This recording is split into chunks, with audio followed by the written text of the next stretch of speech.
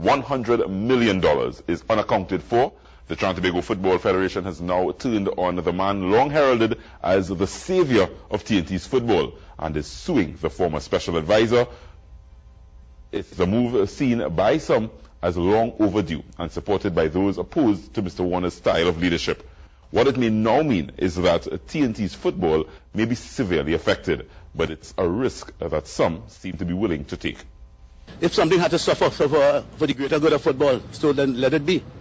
But I think the greater good of football is the most important thing right now, to get these people out of office, get some people, honest people there, and we can have our young people in the community alive again. Former strike squad coach Everald Gali Cummings is in full support of the World Cup 13 as he can fully understand their position, having been under what he calls similar oppression during his association with the national team.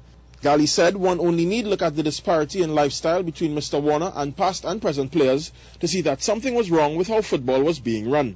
World Cup 13 spokesman Brent Sancho said the TTFF was just as culpable and that throwing Mr. Warner under the bus now would not absolve them. That the federation had to be pressured to do anything like that, and again they talk about us not being sensitive to the young teams that are coming up. At the end of the day, they had more than enough and ample time to do something like this. Why is it they've waited until they've been pressured into this situation for them to make this kind of decision?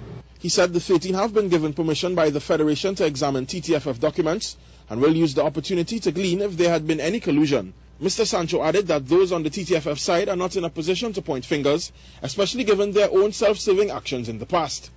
Mr. Warner, who should be in receipt of a pre-action protocol in due course, declined comment on today's decision via email.